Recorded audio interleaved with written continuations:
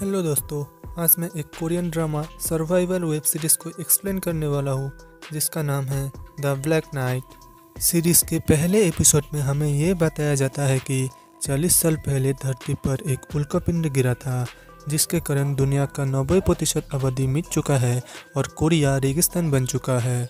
और इस तबाही के बाद जो लोग बच गए हैं उन्हें सर्वाइव करने के लिए चाहिए एक नया टेक्नोलॉजी और एक नया सोसाइटी। वातावरण में पॉल्यूशन बहुत बढ़ चुका था और उससे बचने के लिए बहुत बड़ा एयर कोल्ट बनाया गया था जिससे ऑक्सीजन प्रोड्यूस होता है और मास के थ्रू उसे यूज किया जाता है। रिसोर्सेज के कमी के कारण लोगों में डिविजन हो गया था और क्यूआर कोड के मदद से उन्हें 3 भागों में बांटा गया है, जनरल, स्पेशल और कोल्ड। बहुत से लोग ऐसे भी थे जिन्हें इन भागों में से किसी भी भाग में नहीं लिया गया। इन लोगों को रिफ्यूजीज कहा जाता है। इन रिफ्यूजीज में से कुछ लोग ऐसे भी थे जो भूखमरी, प्यास और ऑक्सीजन के कमी के कारण तंग आ गए थे और इसलिए ये लोग हंटर बन जाते हैं और लूटपाट करने लगते हैं। फिर आते हैं डिलीवरी मैन, जिनका काम होता है ऑक्सीजन और बाकी ज़रूरत की चीज़ों को सारे डिस्ट्रिक्ट में पहुंचाना। इन डिलीवरी मैन को स्ट्रॉन्ग होना ज़रूरी था क्योंकि उनको हंटर के अटैक से अपने कार्गो को बचाना होता है और इसके लिए वो अपने जान की बाजी भी लगा देते थे। इसलिए लोग डिलीवरी मैन बनने के सपने देखते थे। जिनके पास क्यूआर कोड नहीं है उनके लिए डिलीवरी मैन बनना आखिरी उम्मीद होता है। सीन चेंज होता है और हमें कुछ रिफ्यूजीज दिखाया जाता है जहाँ एक लड़का जिसका नाम साओल था वो कुछ दूसरे लड़के के साथ लड़ने के लिए तैयार था। साओल के 3 दोस्त दूर एक गाड़ी में बैठकर ये सब कुछ देख रहे थे। साओल पहले अपने मास्क हटाता है और अकेले सबके साथ फाइट करने लगता है और वो जीत भी जाता है। जीतने के प्राइस में उसे ऑक्सीजन और मास्क मिलता है जिससे वो और उसके दोस्त बहुत ज़्यादा खुश हो जाते हैं। फिर हमें जनरल डिस्ट्रिक्ट के एक सीन दिखाया जाता है जहाँ बहुत सारे डिलीवरी मैन अपने अपने ट्रक से डिलीवरी कर रहा था। उनमें से एक का नाम है 58 एक अपार्टमेंट के पास रुक के अपने ट्रक से कार्गो निकलता है। उस समय वहाँ पर पोल्यूशन बहुत ज़्यादा डेंजरस होने का अनाउंसमेंट भी हो रहा था। 58 अपार्टमेंट के बाहर अपने हाथ स्कैन करके अपना आइडेंटिटी कन्फर्म करवाता है। अंदर जाने के बाद डिस्प्ले पे वो देखता है कि उस घर में अब ऑक्सीजन की लेवल बस 10% ही बचा था। वो ऑक्सीजन रिफ़िल करवाता है जिससे तुरंत ही लेवल 100% हो जाता है। 58 उस घर में रहने वाले आदमी से कहता है कि उसे ऑक्सीजन पूरी प्रतिशत होने से पहले ही ऑर्डर कर देना चाहिए, पर वो आदमी कहता है कि उसके पास फंड की कमी है। तभी 58 को एक इमरजेंसी नोटिफिकेशन आता है और वो तुरंत ही वहाँ से निकल जाता है। दूसरी तरफ हमें एक दूसरा डिलीवरी मैन को दिखाया जाता है जिसे हंटर ने घेर रखा था और उसे मार रहे थे। उसके सारे कार्गो लेने के बाद एक हंटर कहता है कि इसके क्यूआर कोड को भी ले लेते हैं। वो लोग उसके हाथ काटने वाले थे कि 58 अपने ट्रक से वहाँ पर पहुँच जाता है। 58 को देखकर सारे हंटर डरने लगते हैं क्योंकि सारे डिलीवरी मैन में 58 ही सबसे ज़्यादा फेमस था।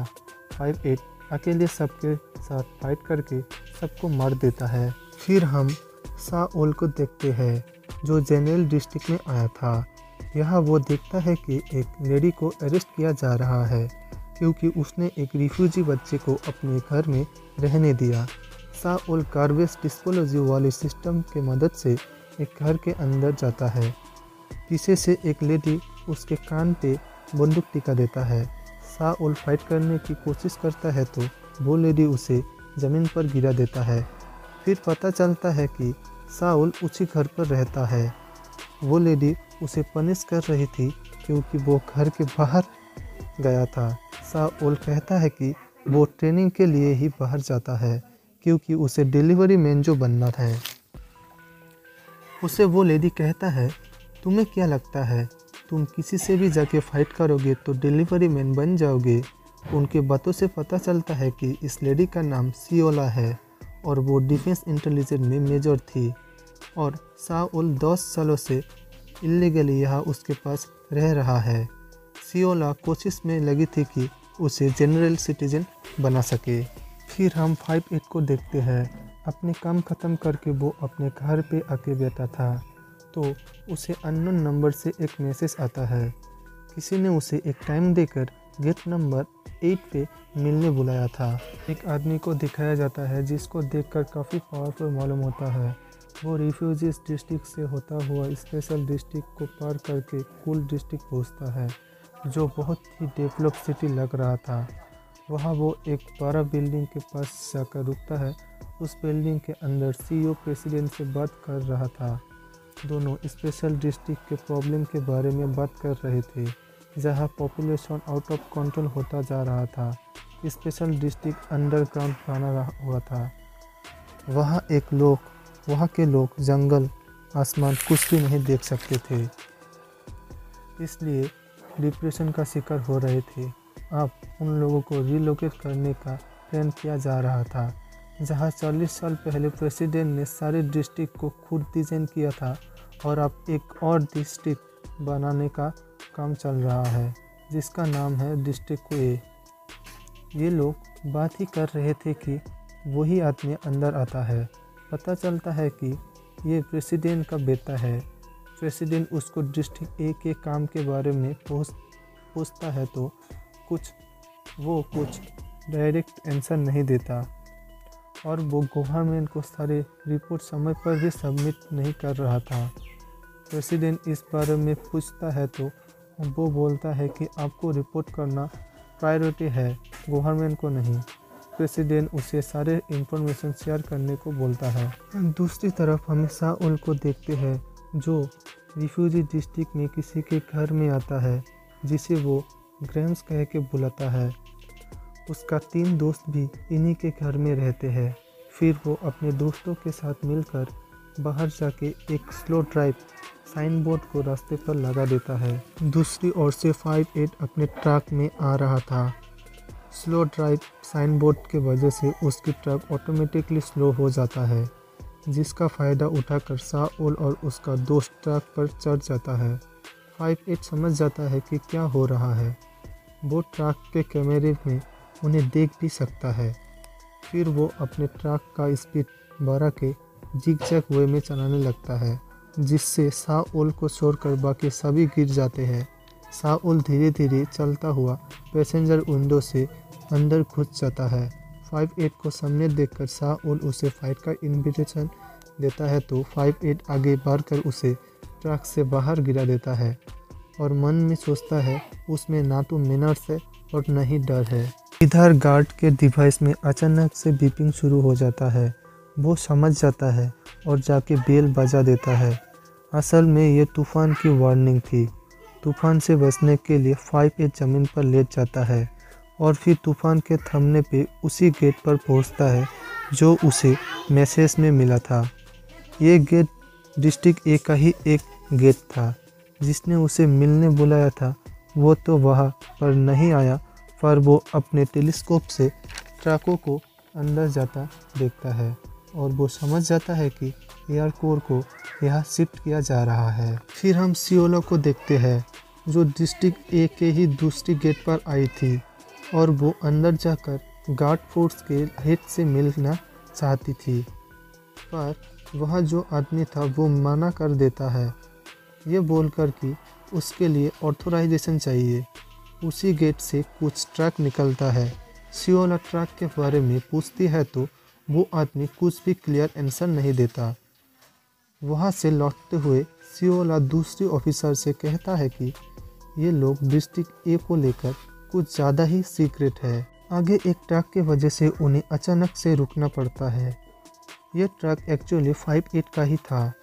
वो थोड़ी दूर से पैदल चलता हुआ आता है और पूछने पे कहता है कि तूफान के वजह से उसका रास्ता गड़बड़ हो गया था।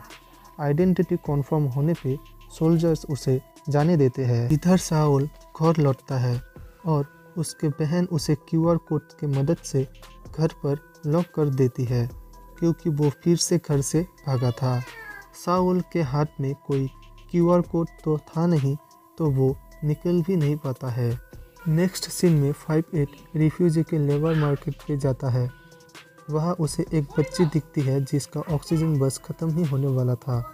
वो जल्दी से जाकर ऑक्सीजन रिफ़िल करवाता है, फिर उससे पूछता है कि तुम अकेली हो क्या। तो वो बच्ची कहती है कि उसकी डैड उसके लिए ऑक्सीजन लाने गया है। 5-8 फिर एक आदमी से बात करता है। उनके बातों से पता चलता है कि वो डिस्ट्रिक्ट ए के कंस्ट्रक्शन को रोकने की कोशिश कर रहे थे पर रोक नहीं पाए थे और अब उनका इन्फॉर्मर का भी कोई पता नहीं है।